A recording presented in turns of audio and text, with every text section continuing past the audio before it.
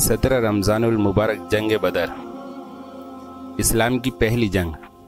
یہ اسلام اور مسلمانوں کی طرف سے لڑی جانے والی پہلی جنگ تھی، جب مسلمانوں کو مکہ شریف میں ستایا گیا اور وہاں سے نکلنے پر مجبور کر دیا اور مسلمان ہجرت کر کے مدینہ شریف جا بسے۔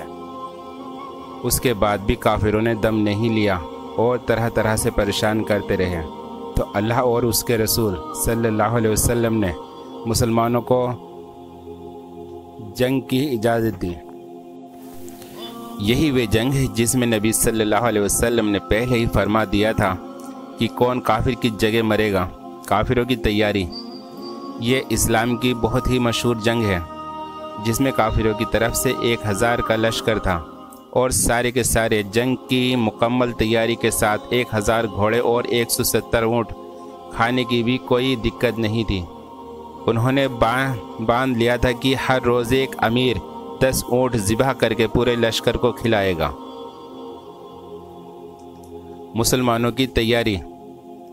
آپ کو جان کر بہت ہی تعجب ہوگا کہ مسلمانوں کی طرف سے اس جنگ میں صرف 313 مجاہد تھے، جن کے پاس صرف 2 گھوڑے اور 70 اونٹ تھے۔ مسلمان کی فوج کافروں کی آدھی بھی نہیں تھی، نہ جنگی سامان مکمل تھا اور نہ ہی اناج کا انتظام۔ اللہ کی مدد۔ پھر بھی اللہ کی مدد سے مسلمانوں کو فتح نصیب ہوئی۔ اس کا ذکر قرآن شریف میں بھی ہے۔ اللہ نے فرشتوں کو اس جنگ میں مسلمانوں کی طرف سے لڑنے کے لیے بھیجا۔ جنگ کا انجام۔ مسلمانوں کی طرف سے 14 صحابہ شہید ہوئے اور کافروں کی طرف سے 70 مارے گئے اور 70 کو قید کر لیا گیا۔ قیدیوں کا انجام۔ جب یہ لشکر فتح حاصل کر کے مدینہ شریف پہنچا تو ان کا اچھے انداز میں استقبال کیا گیا۔ کافروں کی طرف سے جو 70 قید ہو کر آئے، ان کو اللہ کے رسول صلی اللہ علیہ وسلم نے صحابہ میں بانٹ دیا اور فرمایا ان کا خیال رکھا جائے۔ نبی صلی اللہ علیہ وسلم کا فرمان تھا کہ صحابہ خود تو کھجور کھا کر رہ جاتے، لیکن ان کے لیے گوشت فراہم کیا کرتے تھے۔ بعد میں فیصلہ کرنا تھا کہ ان کے ساتھ کیا کیا جائے۔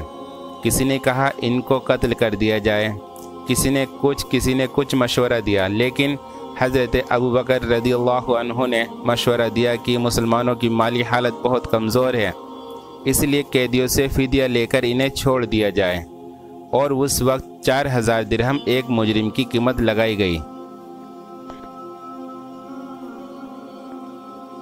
17 رمضان المبارک حضرت عائشہ رضی اللہ عنہا کے وصال کی تاریخ بھی ہے۔ حضرت عائشہ رضی اللہ عنہا نبی صلی اللہ علیہ وسلم کے پیارے صحابی اور اسلام کے پہلے خلیفہ حضرت ابوبکر رضی اللہ عنہ کی بیٹی ہے۔ آپ کی پیدائش مکہ شریف میں ہوئی اور نکاح نبی صلی اللہ علیہ وسلم سے۔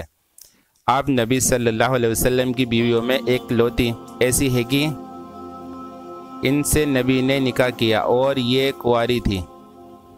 آپ سے نبی صلی اللہ علیہ وسلم بہت محبت فرماتے تھے۔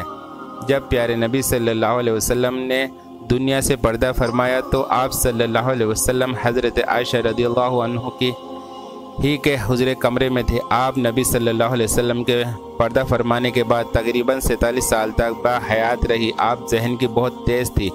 آپ نے 2210 حدیثیں نبی صلی اللہ علیہ وسلم کی امت تک پہنچائی۔ آج ہی کے دن 17 رمضان المبارک ہجرت کے 58 سال بعد آپ کا وصال ہوا۔ سبھی مسلمانوں سے گزارش ہے کہ ام المومنین حضرت عائشہ رضی اللہ عنہا کے لیے خوب ایصال ثواب کرے اور آپ کے صدقے میں خوب دعائیں مانگے۔ 17 رمضان المبارک ایک اور اہم یادگار ہے حضرت رقیہ رضی اللہ عنہا، جن کو ہم نے بھلا دیا۔ یہ نبی صلی اللہ علیہ وسلم کی نبوت کے اعلان سے 17 سال پہلے، جب پیارے نبی صلی اللہ علیہ وسلم کی عمر کا 33واں سال تھا، پیدا ہوئی اور شروع اسلام میں ہی اسلام قبول کر لیا۔ پہلے ان کا نکاح ابو لہب کے بیٹے عتبہ سے ہوا تھا، لیکن ابھی اس کی رخصتی نہیں ہوئی تھی کہ سورہ تبت یدا نازل ہوئی اور ابو لہب کو اپنی رسوائی برداشت نہیں ہوئی۔ وہ قرآن کے ذریعے اپنی رسوائی سن کر آگ بگولا ہو گیا اور اپنے بیٹے عتبہ کو مجبور کیا کہ وہ حضور صلی اللہ علیہ وسلم کی صاحبزادی حضرت رقیہ کو طلاق دے دے اور اس نے طلاق دے دی۔ اس کے بعد حضور صلی اللہ علیہ وسلم نے حضرت رقیہ کا نکاح حضرت عثمان بن عفان سے کرا دیا۔ ان دونوں نے کافروں سے ستائے جانے پر ہجرت کا حکم پا کر پہلے حبشہ اور پھر مدینہ کی طرف ہجرت کی۔ جنگ بدر کے وقت پیاری شہزادی بیوی رقیہ کی طبیعت خراب ہونے کی وجہ سے پیارے نبی صلی اللہ علیہ وسلم نے حضرت عثمان کو جنگ بدر میں شریک ہونے سے روک دیا اور آپ کو بیوی رقیہ کی تیمارداری کا کام سونپا۔ جس دن مسلمانوں کو جنگ بدر میں فتح نصیب ہوئی اسی دن یعنی 17 رمضان المبارک کو ہی بیوی رقیہ نے 20 سال کی عمر پا کر وفات پائی۔ سیرت مصطفیٰ دوسروں کی بھی شیئر کریں، اور آپ ہمارے چینل پہ نئے ہیں تو ہمارے چینل کو سبسکرائب کریں، لائک، کمنٹس اور شیئر کرتے جائیں۔ السلام علیکم ورحمۃ اللہ وبرکاتہ۔